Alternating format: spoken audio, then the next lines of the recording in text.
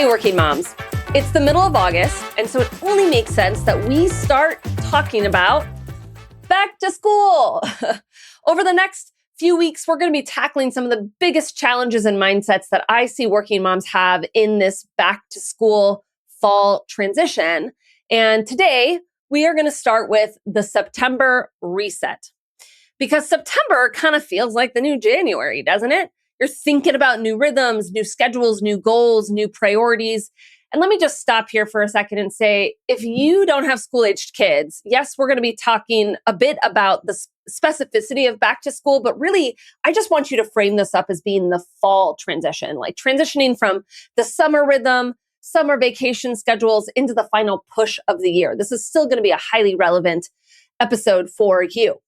Because there's this sort of energy that I find a lot of working moms get to as we sort of get into the school year, into the fall. And it's very similar to the way we think about January and sort of the planning and focusing that we often have at the beginning of the year, right? Except in this case, we're not just thinking about the whole year, we're thinking about school schedules, we're thinking about fall rhythms, activities, sports, a lot of family logistics. And so if you're feeling that pull right now to sort of want to get yourself organized for the back to school fall season and build some new systems for your family, or maybe you've even, like me, printed out and laminated a new checklist for your kids for back to school and after school to sort of bring some independence to your kids. If that's you, I want you to know that this is totally normal, and this episode is falling in the perfect time for you.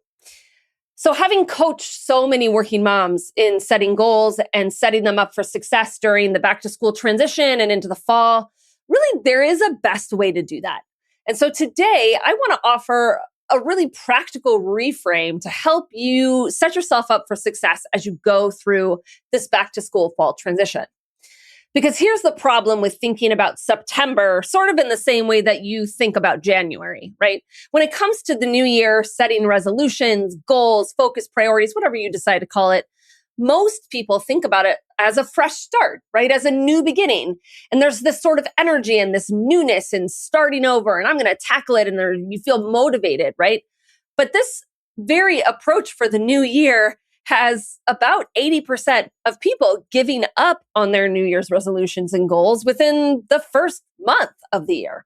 And I don't want your new rhythms and systems and mechanisms of success for the school year and for the fall. I don't want you to quit on that by October, right? We want something that will last. We want something that will work. Secondly, when it comes to the new year, we sort of get in this like, I just am going to do better this year kind of attitude, right? As if you kind of missed the opportunity last year, you're starting all over again. But the problem with that is actually that I want you to build from the knowledge of what you have known has worked or not worked for you in the past, right? You did some things last fall. You prioritized some things. You organized yourself in a certain way. Maybe it was super intentional. Maybe it wasn't, right? Maybe you consciously prioritized, or maybe you didn't. But I want you to evaluate and learn from that, right? We're not starting from nothing. We're not starting fresh. We are starting from what you already know about what works for you and what doesn't work for you, what works for your kids and your family and what doesn't, right? We want to build off of that, which is why I think another reason why having this sort of January frame of mind as we enter the new school year is not really helpful to us. It doesn't leave a lot of room for optimizing from the past, right? So this is not an opportunity to start fresh and get organized for the school year or for the fall. This is an opportunity to evaluate and be very strategic about where you want to put your focus based on what you already know works and doesn't work. Here's how I actually do this with my clients. And it's sort of the opposite of a clean slate. Because the real lever isn't more organizing. That's sort of the part people miss. We think a better school year, a better fall is going to come from a better system, a better planning system, a better morning routine. But organization is just a tool. And if it's built around the wrong thing, then what you have at the end of the day is just sort of tidy chaos, right? The lever that I want you to pull for a better school year, a better fall, is asking yourself better questions. Most of us start the year by asking, How do I get more organized? What systems can I create? How can I make this all run smoother? Today, I want to offer 5 different questions you can ask instead, because the question you start with actually decides everything else afterwards. From better questions come better results. And so I want to offer to you top 5 questions to ask yourself as you move into the school year and the fall transition. So here's the first question I want to reframe in this episode. Oftentimes our starting point is, how do I get more organized, right? A natural first question, but it's really the wrong starting point because organization should really serve your goals and priorities, not replace it.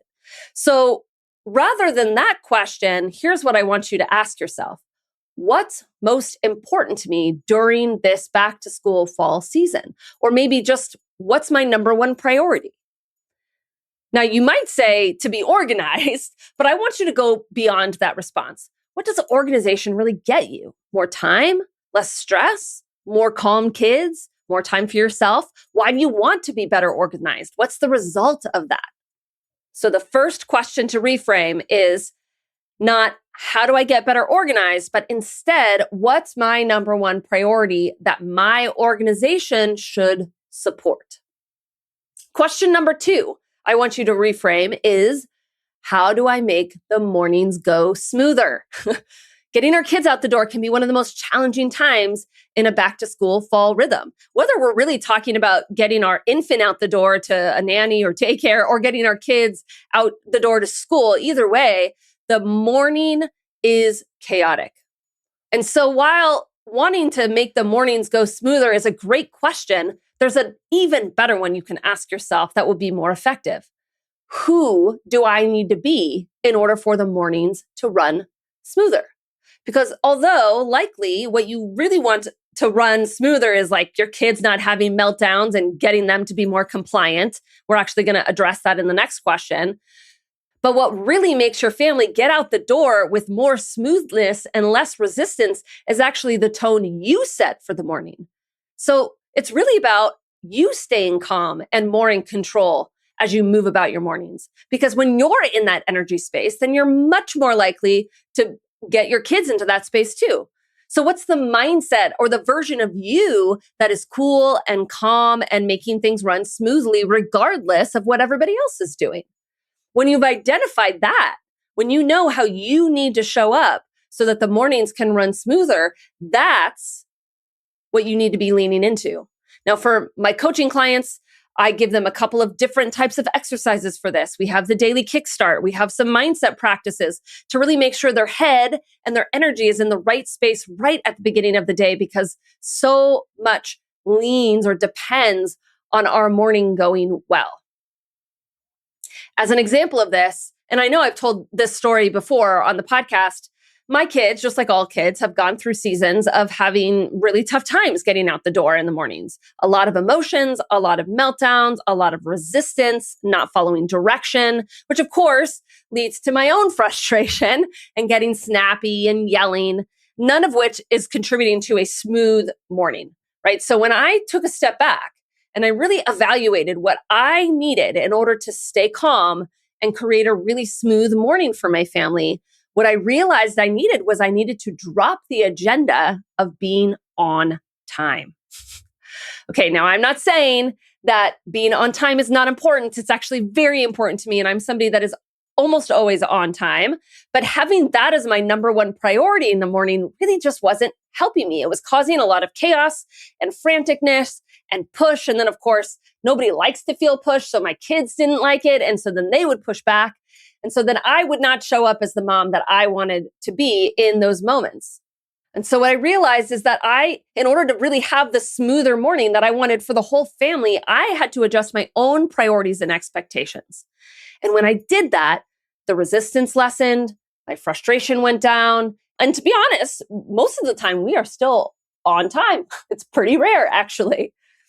So for question 2, it's not asking, how do I make the mornings go smoother? It's who do I need to show up as, or how do I need to be in order for the rest of my family to show up in the smoothness and the energy and the calm that I wish for everyone. All right, so question 3 sort of ties to this last one. How do I get my kids to be more compliant?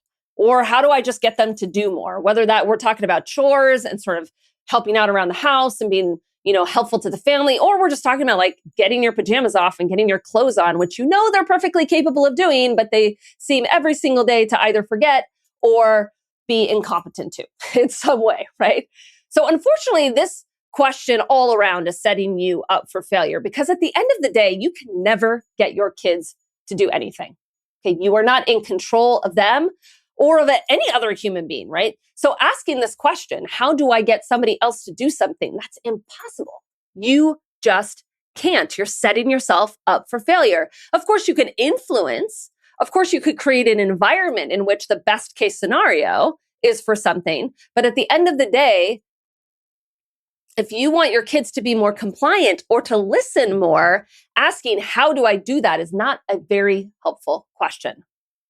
Instead, a much more helpful question to ask would be, how can I set my kids and my family up for success in common moments of resistance, pushback, and meltdowns? How can I set myself up for success? Now, on some level, you might even need to define what success means in this case, because what I want to offer to you is success cannot be your kids doing something, right? Success cannot be your kids don't have a meltdown or your kids don't resist, because again, that's not something ever you can control.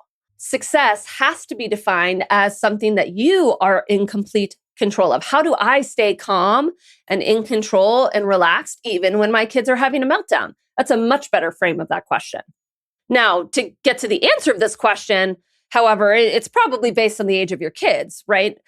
Maybe you want to create an incentive program, some sort of sticker chart, right? Or that kind of builds some more screen time or something along that lens. Or maybe that's not really your thing. That's fine. Maybe there just needs to be a really big internal shift around this. I had a client several years ago. Let's call her Mary, and I believe her daughter was maybe 3 or 4 or so at the time, and she was having so many meltdowns and tantrums. It was like chronic, right? Super exhausting. We've all been in that stage. And I remember Mary came to our coaching call and she's like, how do I get my kid to stop melting down? Like, it is exhausting and it's so hard to get her out the door. And I said the same thing to her, like that I just said to you, right? You can't ever get her to stop. So if you can't get her to stop, then what? She was like, I don't know. I just need the meltdowns to stop. And I said, well, why is it okay for her to be having an emotional response? And I remember she just looked at me and she was like, I don't know, Rebecca, it doesn't feel okay.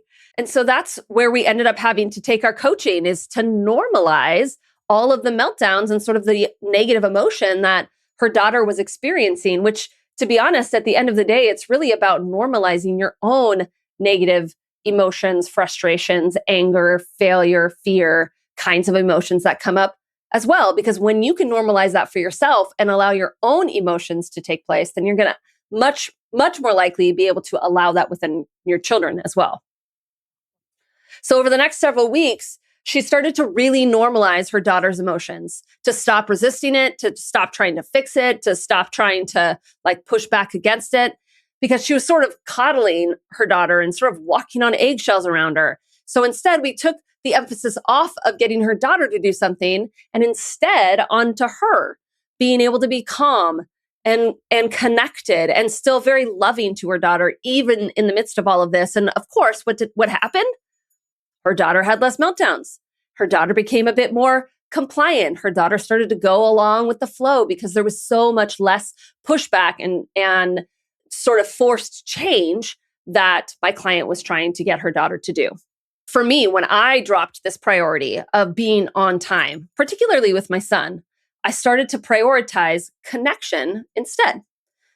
And so every moment of resistance and pushback or crying, that I saw that as a sign that he needed me to connect with him in that moment. And I even came up with a little like rule for myself. And I still carry to this rule to today. I only ask once of my kids. And if they don't do it, I'm not going to ask again. I'm simply going to go help them do it, because it stops me from getting frustrated and asking all the time and asking 5 times and them not doing it. And so instead, I just assume what they need is a little bit of help and connection in that moment, which I'm going to offer them. Now, of course, over the years, my daughter, who's turning 12, she does not need as much help as my son still does. But I know one day he's not going to need my help in tying his shoes and brushing his teeth and packing his lunch. I know that because I'm not going to college with him. And I've never met a college student who doesn't know how to tie their shoes or brush their teeth or make a simple lunch, right? I know he's going to figure it out. I'm just going to help him and stay connected with him during the process instead of trying to fix the meltdowns that happen around those kind of executive functioning skills in the morning. The fourth question I want to reframe for you is, it's not how am I going to stay on top of everything or how am I going to make all of this work, which, to be transparent, I've actually been asking myself that question, and I'm realizing that now because this is the first year that I have to do 2 different school drop-offs with my daughter going to middle school and all of the various activities there. And so I've been kind of going, what in the world? How am I going to make the logistics of all of this happen? How am I going to stay on top of this? But here's the reframe I want you to ask yourself.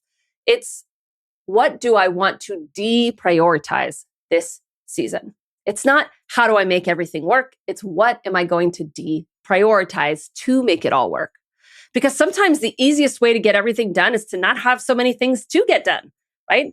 There's always a commitment on our plate, even if it's uncomfortable to break that commitment or say no or turn somebody down. Even though it's really hard, there's always commitments or expectations that you can deprioritize, that you can say no to. Editing out is sometimes the best way to get all the important things actually done. The last question I want you to reframe is, how am I going to keep everyone on track? How am I going to track success for everyone? How am I going to make sure everybody else is successful? Instead of that question, I want you to ask yourself, how am I going to make sure I stay on track and remain successful? Because when times get busy, and I know the fall season can be very busy for a lot of working moms, the first thing that gets dropped is self-care, me time, workouts, time with your friends, time with your spouse, right? It's all the things that fills your bucket. All of the things that help you show up as the best version of you for your family and at work. And so in order for you to show up as the mom that you want to be, the question to be asking is, how am I going to keep myself on track and cared for? Knowing that when you do, you will show up for everyone else in the way that you would like to. All right, so let's wrap this up.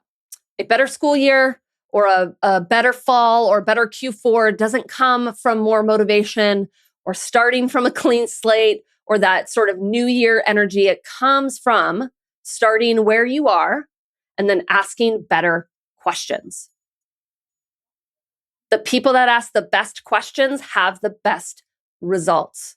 So before the school year kicks off or before it sort of starts to run away with you, if school has already started for you, I want you to sit down, even if it's for just 10 minutes, and talk through the real pressure points with yourself, whether it's the morning or the after school stretch or snack time, and run through all of these questions. What really matters most here? Who do I want to be and show up as? What am I willing to let go of? Where do I fit into this schedule? And then let your priorities drive your structure, not the other way around. All right, working moms. I hope you found this helpful.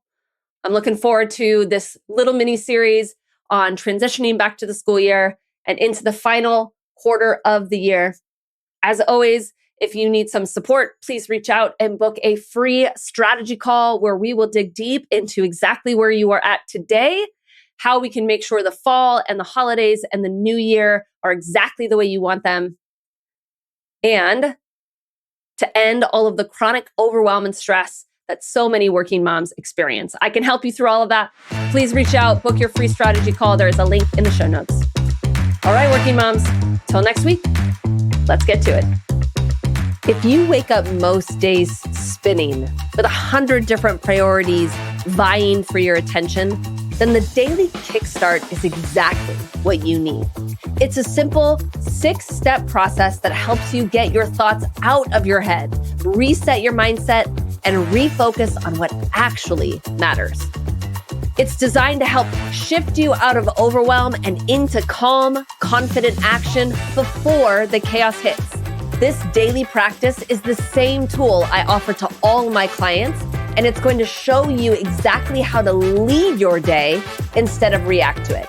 It takes just 10 minutes a day, and the impact will ripple through everything: your mood, your energy, your presence with your kids, and how you lead at work.